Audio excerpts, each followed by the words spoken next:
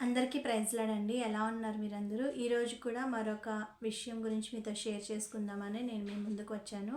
అది ఏంటి అనంటే, నిన్న బ్రదర్ అడిగారని చెప్పాను కదా, అందులోని ఇంకొక క్వశ్చన్ వచ్చేసి, యెహోవా దేవుడా లేకపోతే యేసుక్రీస్తు దేవుడా, వీళ్ళిద్దరిలో ఎవరు దేవుడు అని చెప్పేసి అడిగారు. ఆ క్వశ్చన్కి నాకు తెలిసినంత వరకు నేను మీకు సమాధానం చెప్పాలి అనుకుంటున్నాను. అది ఏంటి అనంటే, వీళ్ళిద్దరనే కాదు, ఇంకొకరు కూడా అడిగే క్వశ్చన్ ఏంటిది అంటే, మామూలుగా జనరల్గా బయట మనము సరైన తెలియని వాళ్ళు ఏమడుగుతారంటే, ముగ్గురు దేవుళ్ళు అని చెప్పేసి ముగ్గురా మీకు అన్నట్లుగా మాట్లాడతారు. యేసుక్రీస్తు దేవుడా లేకపోతే యెహోవా దేవుడా పరిశుద్ధాత్మ దేవుడా, వీళ్ళ ముగ్గురులో ఎవరు మీకు దేవుడు, వీళ్ళ ముగ్గురు దేవుళ్ళ అని చెప్పేసి మాట్లాడతారు. మనకి వాక్యంలో ఏం చెప్తుందంటే దేవుడు ఒక్కడే అని చెప్తుంది. మరి ఒక్కడే అయినప్పుడు ఈ ముగ్గురు అన్న పదం ఎక్కడి నుంచి వచ్చింది, అసలు ఎట్లా అని చెప్పేసి మనం ఈరోజు కొంచెం డిస్కస్ చేసుకుందాము. మామూలుగా మనము ఆది కాండంలో చూసినప్పుడు ఆదియందు దేవుడు భూమి ఆకాశములను సృజించెను అని చెప్పేసి ఉంటుంది. దేవుడు భూమి ఆకాశములను సృజించెను అని ఉంది. అండ్ ఇక్కడ దేవుళ్ళు భూమి ఆకాశమును సృజించును అని లేదు. కాబట్టి దేవుడు అన్న ఒక్కళ్ళే, ఆ ఒక్కరు భూమి ఆకాశాన్ని సృజించారు. ఎప్పుడు ఆది ఎందు అని అంటే ఫస్ట్ ఏమి ఏర్పడినప్పుడు, మొట్టమొదట ఆది అని అంటే ఫస్ట్ అని కదా, మొదట దేవుడు భూమిని ఆకాశాన్ని సృజించాడు. దేవుళ్ళు కాదు, దేవుడు సృజించాడు. మరి ఇక్కడ మనం చెప్పుకున్నట్లుగా యేసుక్రీస్తు ప్రభు వారు మనము సువార్తలలో చదివినప్పుడు చెప్తారనమాట, నేను అబ్రహాము కంటే ముందున్నాను, అబ్రహామును నేను చూశాను అని అంటే, అక్కడ ఉన్నటువంటి పరిచారకులు వాళ్ళు ఏమంటారంటే, నీకు నిండా 50 ఏళ్ళు కూడా లేవు కదా, అబ్రహాము ఎన్నో సంవత్సరాలు అయిన వాడు, మరి అతన్ని నువ్వు చూశాను అంటున్నావు, అసలు ఏంటి నువ్వు చెప్తుంది అని చెప్పేసి వాళ్ళు అడుగుతారనమాట. అంటే యేసుక్రీస్తు ప్రభు వారు మనకి ఇప్పుడు 2000 సంవత్సరముల క్రితం రావడం కాదు, కానీ ఆయన మొదటి నుంచే ఉన్నాడని చెప్పేసి ఇక్కడ మనకు అర్థమవుతుంది. అంటే అబ్రహాముని నేను చూశానంటే అబ్రహాముని కన్నా ముందు ఉన్న వ్యక్తి యేసుక్రీస్తు ప్రభు వారు. మరి అప్పుడు ఎక్కడున్నారు అని చెప్పేసి మనం ఆలోచించాలి. అదే కాక మనము ఆ పాత నిబంధన గ్రంథంలో ప్రవక్తల దగ్గరికి వచ్చినప్పుడు అక్కడ ఏం రాయబడుతుంది అని అంటే, యెహోవా వాక్కు ప్రత్యక్షమై అని చెప్పేసి రాయబడుతుంది. ప్రవక్తలతో ఇలా మాట్లాడుతున్నారు ప్రతి చోట యెహోవా వాక్కు ప్రత్యక్షమై అని చెప్పేసి. వాక్కు అంటే ఏంటి అనంటే, వాక్కు అన్నది మనకు అర్థం అవ్వాలి అంటే యేసుక్రీస్తు ప్రభువారు అని చెప్పేసి మన వాక్కు అంటే వాయిస్ అనమాట. మన ఇంగ్లీష్లో మనం మాట్లాడుకుంటే వాయిస్ అంటే మన నోటిలో నుంచి వచ్చేటటువంటి స్వరమే వాక్కు అనమాట. వాక్కు, వాక్యము ఇవన్నీ. కాబట్టి మన నోట్లో నుంచి వచ్చే స్వరమే యేసుక్రీస్తు ప్రభువారు. అంటే దేవునిలో నుంచి యెహోవా అని చెప్పేసి, ఇప్పుడు ముస్లిమ్స్ అల్లా అంటారు కదా, ఆ నోటిలో నుంచి దేవుడు మొట్టమొదట భూమి ఆకాశంను సృజించిన తర్వాత ఇది కలుగును గాక అని చెప్పేసి అంటే యెహోవా దేవుడు ఇది కలుగును గాక అని ఎప్పుడైతే తన నోటిలో నుంచి పలుకుతాడో అక్కడ అవన్నీ కలుగుతాయి. అంటే ఆ నోటిలో నుంచి పలికే వాయిస్ ఉంటుంది కదా, ఆ వాయిసే యేసుక్రీస్తు ప్రభువారు అనమాట. అప్పుడు యేసుక్రీస్తు ప్రభువారికి శరీరం అన్నది లేదు, తర్వాత ఎప్పుడు వచ్చింది అన్నది నేను చెప్తాను. కాబట్టి యెహోవా దేవుని లోపల ఉన్నటువంటి వాయిసే యేసుక్రీస్తు ప్రభువారు. మీకు అర్థం అవ్వడానికి చెప్తాను. ఇంకా పరిశుద్ధాత్మ దేవుడు అని అంటే, పరిశుద్ధాత్మ అంటే ఇప్పుడు మనలో కూడా, ఇప్పుడు మనం బయట శరీరంగా కనిపిస్తున్నా కానీ మనలో ఒక ఆత్మ అన్నది ఉంది. అది ఏంటిది?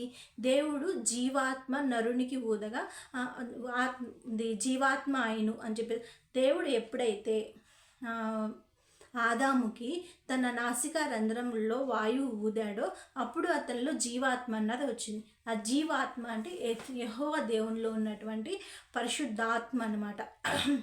అంటే మనలో ఏ విధంగా అయితే ఆత్మ అన్నది ఉందో అలానే దేవునిలో ఉన్నటువంటి ఆత్మనే పరిశుద్ధాత్మ అని చెప్పేసి అక్కడ మనం అర్థం చేసుకోవాలి. కాబట్టి ఇక్కడ ముగ్గురు అన్నది లేదు, ఒకళ్ళే దేవుడు. ఆ దేవునిలో నుంచి వచ్చినటువంటి స్వరం యేసుక్రీస్తు ప్రభువారు అయితే, వాక్కు యేసుక్రీస్తు ప్రభువారైతే, ఆ దేవునిలో ఉన్నటువంటి ఆత్మ, ఇప్పుడు మనలో ఆత్మ ఉంది కదా, మనం ఒకవేళ చనిపోయినప్పుడు మనలో నుంచి ఆత్మ అన్నది బయటికి వెళ్ళిపోతేనే మనం శరీరంగా మనం ఇక్కడ భౌతికంగా మనకు కనిపించినప్పటికీ మనలో ఒక ఆత్మ అన్నది ఉంటుందన్నమాట.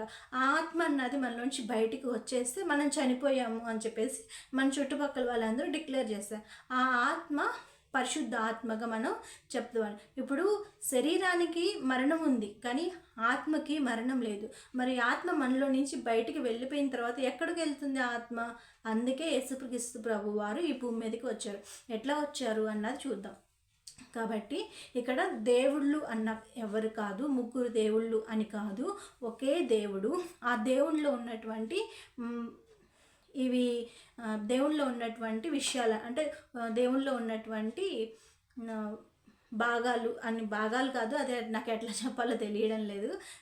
దేవునిలో వచ్చినటువంటి స్వరం అన్నది యేసుక్రీస్తు ప్రభువారైతే, దేవునిలో ఉన్నటువంటి ఆత్మ అన్నది పరిశుద్ధాత్మ అయితే వారు ఒక్కొక్కరు ఒక్కొక్క రకంగా పనిచేయడం జరిగింది. పాత నిబంధన గ్రంథం అంతా కూడా యెహోవా వాక్కు ప్రత్యక్షమై అని చెప్పేసి ప్రవక్తలతో మాట్లాడడం జరిగింది. అక్కడ యేసుక్రీస్తు ప్రభువారు అక్కడ యెహోవా వాక్కుగా అక్కడ మనకి కనిపించడం జరుగుతుందన్నమాట. అయితే ఈ వాక్కు అన్నది ఎలా వచ్చింది అన్నది మనం చూస్తాం. కాబట్టి ఇక్కడ నేను యోహాను సువార్త 1వ అధ్యాయం నుంచి కొన్ని వచనాలు మీతో చదవడానికి నేను ఇష్టపడుతున్నాను.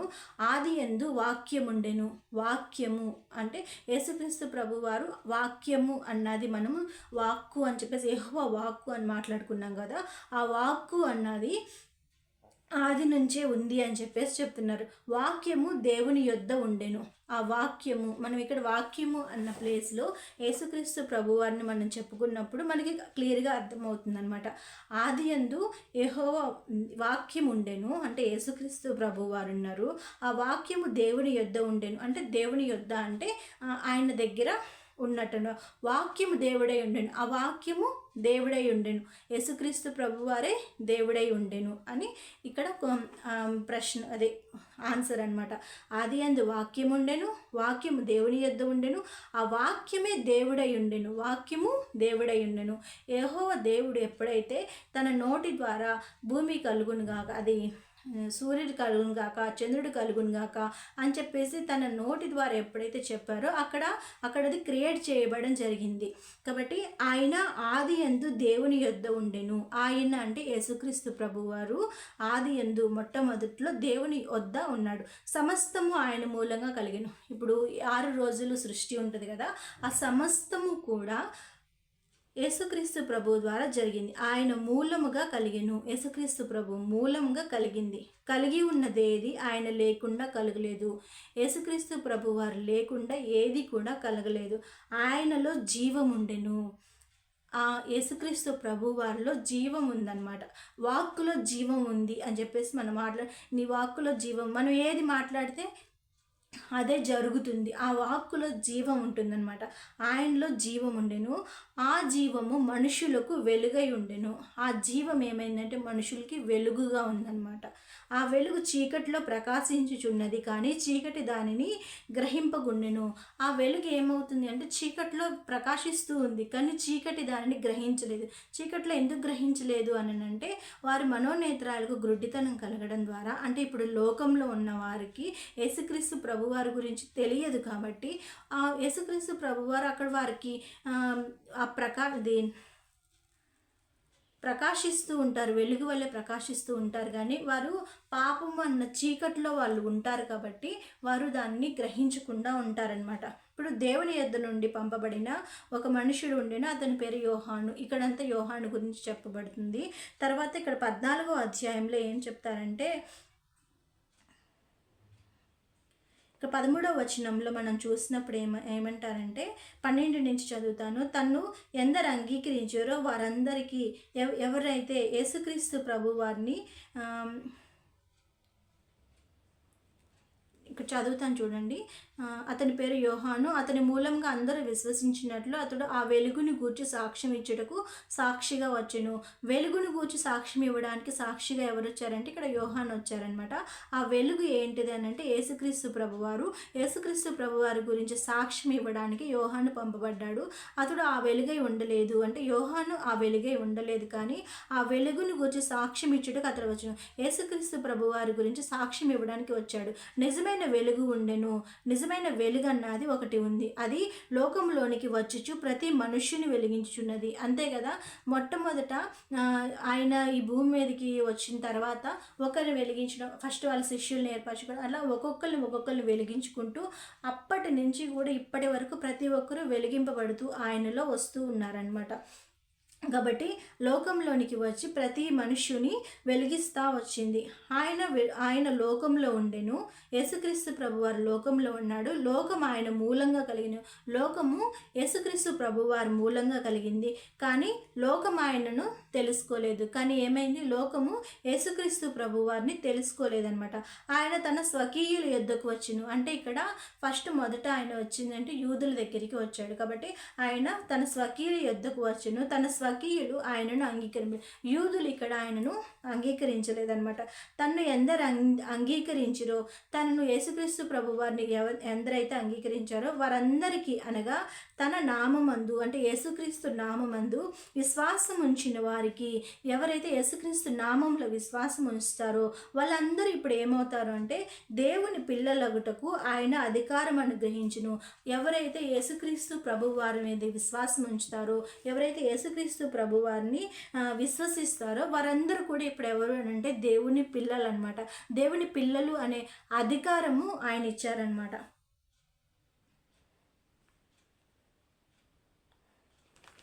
ఆ దేవుని పిల్లలు అన్న వాళ్ళు ఎలా ఉంటారు అని చెప్పేసి చెప్తున్నారంటే, వారు దేవుని వలన పుట్టిన వారే, కానీ ఇప్పుడు యేసుక్రీస్తు ప్రభు వాళ్ళు విశ్వసించారు కదా, వాళ్ళు విశ్వాసం ఉంచిన వాళ్ళు దేవుని వలన పుట్టిన వాళ్ళే, కానీ రక్తముల వలనైనను, రక్తము వలన పుట్టలేదు. శరీరేచ్ఛలు, అంటే శరీరేచ్ఛల వలన అంటే ఇప్పుడు లోకంలో మనం చూసినప్పుడు వారిని కొంతమందిని మనము శరీరేచ్ఛ ద్వారా, భార్యాభర్తలు ఉంటారు, వారి శరీరేచ్ఛ ద్వారా పుట్టడము అలా కాదు, కానీ మనిషి ఏచ్ఛ వలన, అంటే మనిషి ఒకవేళ ఉండాలి అని చెప్పేసి ఉంటుంది కదా, ఆ విధంగా మనిషి ఏచ్ఛ వలన కానీ, శరీరేచ్ఛ వలన కానీ, రక్తం వలన కానీ వారు పుట్టినవారు కారు. నేను ఎగ్జాంపుల్ చెప్పాలంటే, ఇప్పుడు లోకంలో చాలామంది ఉంటారు, వారి పిల్లల కోసం ప్రయత్నం చేస్తూ ఉంటారు. వారి శరీరేచ్ఛ వలన, వారి మనుష్యేచ్ఛ వలన వారు ప్రయత్నం చేస్తారు. కానీ యేసుక్రీస్తు ప్రభువారి లేకుండా అక్కడ వారు పుట్టరనమాట. కాబట్టి దేవుని వలన పుట్టిన వాళ్ళు ఎవరు అని అంటే శరీరేచ్ఛ వలన పుట్టలేదు, వాళ్ళు మనిషేచ్ఛ వలన పుట్టలేదు, కానీ వారు యేసుక్రీస్తు ప్రభువారు అనుగ్రహించడం ద్వారా మాత్రమే పుట్టారనమాట. కాబట్టి ఎంతోమంది వారి శరీరేచ్ఛల్ని వారి మనిషేచ్ఛల్ని చేసుకున్న చాలామందికి ఎందుకు పుట్టడం లేదు అని అంటే యేసుక్రీస్తు ప్రభువారు అక్కడ అనుగ్రహించట్లేదు అని చెప్పేసి, తన అనుమతి ఇంకా లేదు అని చెప్పేసి మనం చెప్పవచ్చు అనమాట. కాబట్టి దేవుని పిల్లలుగా ఉన్నటువంటి వారి శరీరేచ్ఛ వలన కాదు, మనుష్యేచ్ఛ వలన కాదు, రక్తం వలన కాదు, కానీ ఆయన మహిమ వలనే వాళ్ళు పుట్టడం జరిగిందనమాట.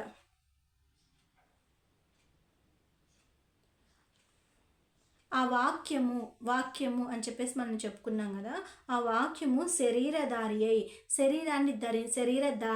అంటే శరీరాన్ని ధరించుకొని, వాక్యము అన్నది ఏ వాక్యము, మొట్టమొదట ఆదిలో ఉన్నటువంటి యెహోవా దేవుడు తన నోటి ద్వారా ఏదైతే కలుగునుగాక అని చెప్పేసి తన వాక్కు రిలీజ్ చేశాడో ఆ వాక్యం అన్నది శరీరాన్ని ధరించుకొని కృపాసత్య సంపూర్ణుడిగా, అప్పుడు మనకి కృపాసత్య సంపూర్ణుడిగా శరీరాన్ని, ఆ వాక్కు అన్నది ఒక శరీరాన్ని ధరించుకుందనమాట. శరీరాన్ని ధరించుకొని మన మధ్య నివసించెను. తండ్రి వలన కలిగిన అద్వితీయ కుమారుని అని అంటే ఇంకా ఎటువంటి కుమారులు, అద్వితీయ అంటే రెండవ కుమారుడు కాదు, తండ్రికి ఉన్నటువంటి ఒకే ఒక కుమారుని మహిమ వలె మనము ఆయన మహిమను కనుగొంటిమి. కృపాసక్తి సంపూర్ణుడిగా మన మధ్య నివసించెను అని చెప్పేసి ఆ వాక్యము శరీరాన్ని ధరించుకొని వచ్చింది అని చెప్పేసి మనం ఇక్కడ చదువుతాం అనమాట. మహిమ వలన మనము ఆయన మహిమను కనుగొంటిమి. మనం అందరం ఏం చేస్తాము, ఆయన మహిమను అంటే యేసుక్రీస్తు ప్రభు వారి మహిమను కనుగొంటిమి. కాబట్టి ఇక్కడ మనకి క్లియర్గా అర్థమయ్యేది యెహోవా దేవుడు దేవుడు యెహోవా దేవుడా, లేకపోతే యేసుక్రీస్తు దేవుడా, పరిశుద్ధాత్మ దేవుడా, వీళ్ళు ముగ్గురులో ఎవరు దేవుళ్ళు అని అంటే ముగ్గురు ఒకటే ఒకరిలో ఉన్నటువంటి వారే అని చెప్పేసి మనం చెప్పగలుగుతాము. దేవుడు ఎప్పుడైతే తన స్వరాన్ని తన వాక్కును బయటికి చెప్పాడో భూమి కలుగునుగాక, సూర్యుడు కలుగునుగాక, చంద్రుడు కలుగునుగాక, నక్షత్రములు కలుగునుగాక, చెట్లు కలుగునుగాక, జంతువులు కలుగునుగాక, పక్షులు కలుగు, నీటిలో ఉన్న జలచరాలు కలుగునుగాక, ఈ విధంగా సృష్టిని ఏ విధంగా చేశారో ఆ కలుగునుగాక అని చెప్పేసి దేవుని స్వరం ఎప్పుడైతే బయటికి వెళ్ళిందో ఆ బయటికి వెళ్ళినటువంటి స్వరం అక్కడ క్రియ జరగడం జరిగింది. ఆయన మూలంగా ఆయన లేకుండా ఏది జరగలేదు అని చెప్పేసి ఉందన్నమాట. కాబట్టి దేవునిలో ఉన్నటువంటి ఆ స్వరమే ఇక్కడ యేసుక్రీస్తు ప్రభు వారుగా శరీరాన్ని ధరించుకొని 2000 సంవత్సరముల క్రితము ఈ లోకంలోనికి రావడం జరిగింది. కాబట్టి ఇక్కడ ఆయన ఒక్కరే, వాళ్ళు దేవుడా వీళ్ళు దేవుడా అని కాదు, దేవుడు ఒక్కడే. ఆయన ఈ ముగ్గురు వ్యక్తులుగా విడిగా బయటికి మనం కనిపిస్తున్నప్పటికీ ఆ ముగ్గురు అన్నది ఒకటే అన్నది మనకి అర్థమవుతుందన్నమాట. కాబట్టి మనము ఈ విషయాన్ని మనం అర్థం చేసుకున్నాము అని చెప్పేసి అనుకుంటున్నాను. ఇంకా నేను సరిగ్గా చెప్పలేదు అని మీకు కనుక అనిపిస్తే యోహాను సువార్త అయితే మీరు ఖచ్చితంగా చదవండి. మీకు ఉండే ప్రతి క్వశ్చన్కి సమాధానం అయితే దొరుకుతుంది. నేను సరిగ్గా ఎక్స్ప్లెయిన్ చేయకపోవచ్చు, కొంతమందికి అర్థం అవ్వచ్చు, అర్థం కాకపోవచ్చు. నా వంతుగా మాత్రం నేను అర్థమయ్యే విధంగా చెప్పాను. ఒక్కరే దేవుడు, వారందరూ వారిలో ఉన్నటువంటి దేవునిలో ఉన్నటువంటి భాగమే అని చెప్పేసి. అయితే ఇక్కడ యేసుక్రీస్తు ప్రభు వారు భూమి మీదకి వచ్చినప్పుడు తండ్రి అని చెప్పేసి యెహోవా దేవుడిని తండ్రిగా మనకి పరిచయం చేయడం జరిగింది. మొన్న ఒకసారి ఒక వీడియోలో ప్రవీణ్ కుమార్ చెప్తారు, పాత నిబంధన గ్రంథంలో యేసుక్రీస్తు ప్రభు వారి పేరే కనిపించదు, ఇక్కడ కొత్త నిబంధన గ్రంథంలో యెహోవా దేవుడు అని చెప్పేసి పేరే కనిపించదు అని. అక్కడ ఏం జరుగుతుంది అని అంటే అక్కడ యెహోవా వాక్కు అని చెప్పేసి ఉంటుంది కదా, అది అక్కడ ప్రతిదీ మనకి వాక్కు అన్నది మనం ఇప్పుడు చెప్పినట్లుగా. అలానే అక్కడ మెస్సియా అని చెప్పేసి మన కోసం మెస్సియా వస్తాడు అని చెప్పేసి ప్రవక్తల ద్వారా రాయించడం జరుగుతుంది. కాబట్టి అక్కడ యేసుక్రీస్తు ప్రభు వారి గురించి ఉంది. అలానే ప్రతి అధ్యాయంలో కూడా ఆదికాండం నుంచి మలాకి వరకు కూడా ప్రతి అధ్యాయంలో కూడా యేసుక్రీస్తు ప్రభు వారి యొక్క రూపం అక్కడ కనిపిస్తూ ఉంటుందన్నమాట. మనం క్లియర్గా అర్థం చేసుకుంటే తర్వాత మనకి పాత నిబంధన గ్రంథం అయిపోయిన తర్వాత కొత్త నిబంధన గ్రంథంలో యెహోవా దేవుడు అని ఎందుకు కనిపించదు అని అంటే యేసుక్రీస్తు ప్రభు వారు యెహోవా దేవుడిని తండ్రిగా మనకి పరిచయం చేశాడు. కాబట్టి నేను తండ్రి దగ్గర ఏదైతే నేర్చుకున్నానో అదే మీకు ఇక్కడ చెప్తున్నాను అని చెప్పేసి మాట్లాడుతూ ఉన్నారు. కొన్ని చోట్ల ఇన్ని రోజులు నన్ను చూసింది తండ్రిని చూసినట్టే కదా, నేను తండ్రి ఒకటై ఉన్నాం కదా అని చెప్పేసి కొన్ని వచనాల్లో మాట్లాడడం జరుగుతుందన్నమాట. కాబట్టి మనం ఇక్కడ అర్థం చేసుకునేది ఒక్కరే దేవుడు, ఆయనలోనే మిళితమైనటువంటి వారు మనకి కనిపించే శరీరాన్ని ధరించుకొని వచ్చినటువంటి యేసుక్రీస్తు ప్రభు వారిలో ఉన్న వారి దేవునిలో ఉన్నటువంటి పరిశుద్ధాత్మ దేవుడు అనేది యేసుక్రీస్తు ప్రభు వారు ఇక్కడి నుంచి వెళ్ళిపోయిన తర్వాత పరిశుద్ధాత్మ దేవుడు మీకు ఒక ఆదరణకర్తని పంపిస్తుంటే ఆ ఆదరణకర్త ఎవరు అని అంటే పరిశుద్ధాత్మ. ఇప్పటికీ కూడా మన దగ్గరికి వచ్చి ఇప్పుడు మనం మాట్లాడే మాటలు కానీ మనం ఆలోచించే తలంపులు మన హృదయంలో ఉండే ప్రతీది పరిశుద్ధాత్మ దేవునికి తెలుసు. కాబట్టి మనకి ప్రతిదానికి సమాధానము బయట నుంచి కానీ ఎక్కడి నుంచి అయినా సరే మనకి ఇవ్వగలుగుతారనమాట. కాబట్టి అంతము వరకు కూడా పరిశుద్ధాత్మ దేవుడు మనకి తోడుగా ఉంచారనమాట యేసుక్రీస్తు ప్రభు వారు ఇక్కడి నుంచి పైకి ఆరోహణమైనప్పుడు. కాబట్టి మీ ప్రశ్నకి జవాబు దొరికింది అని నేను అనుకుంటున్నాను. మరొక వీడియోతో మళ్ళీ కలుద్దాం. అంతవరకు ప్రైజ్ ది లార్డ్. ఆమేన్.